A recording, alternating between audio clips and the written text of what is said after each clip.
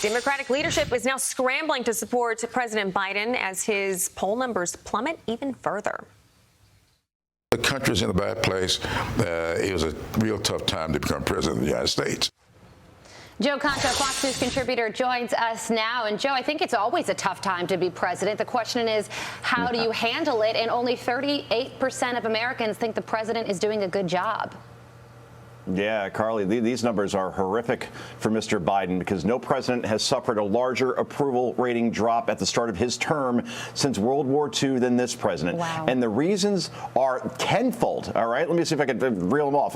High inflation, out of control spending, supply chain crisis, worker shortage, exploding gas prices, violent crime unabated in American cities, a U.S. border crisis, the prospect of paying those who entered this country illegally hundreds of thousands of dollars, hundreds of Americans still left behind in Afghanistan, Democrats seen as anti-parent on the education front. There's an overall perception is that Joe Biden and his administration don't have the competency or the focus to run the government effectively. And when looking at polls, guys, always look at where independents are at because they're the ones who ultimately decide elections. In this case, independents by a 7-to-1 margin say this president has done, quote, worse, not better than they expected. Nearly 2/3 of Americans say they don't want Biden to even run for a second term in 2024. He'll be in his 80s at that point. As for the vice president, Kamala Harris, she doesn't even have the support of 3 in 10 Americans. She's only at 28%. Congress is only at 12% approval.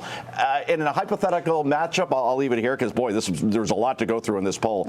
Donald Trump would beat Joe Biden by 4 points, 44 to 40%. But remember, that's a national poll. That's a popular vote thing. In the states that matter, Virginia, Georgia, Florida, Arizona, Nevada, Wisconsin, Ohio, Michigan, Pennsylvania, Biden is underwater by double digits. Again, horrific for the president. Yeah. Okay, so when you're talking about those poll numbers, would you say 11 or 12% for Congress and then mid-30s for Biden and then 28 for Kamala Harris? You know, they're praising that $1.2 trillion infrastructure package, that bill that they passed. Is that anything to really be praising about? Do you think they think that's going to help their approval ratings? I think people want, in general, yeah, we want our roads and our bridges and rail and power grids fixed, Ashley. I think then the problem is, okay, how are we going to pay for this is a problem. And then that's only one part of the bill. That's the BIF, the bipartisan infrastructure bill. People can get behind that to a certain extent. It's when we get to the second bill, the human infrastructure part, where I think they're going to be running into some problems because, again, they haven't explained how it's going to be paid for. And these are the type of things, by the way, that people won't feel for a long time. In other words, when your road, your bridge, your power grid gets fixed, that takes years. People are now feeling right now the effects of inflation or the supply chain crisis or rising crime in American cities or even in their towns. And that's why this president is in serious trouble. This party is in serious trouble when we get to 2022 in the midterms, where it's looking like a red tsunami right now. Vice President Kamala Harris is heading to France today for Armistice Day, which commemorates the end of World War I. And while she's there, she's going to partake in a conference on how to make things better in Libya. And that would then be a conference essentially addressing illegal immigration and how to prevent illegal immigration in Europe, Joe. But she's avoiding that topic here at home.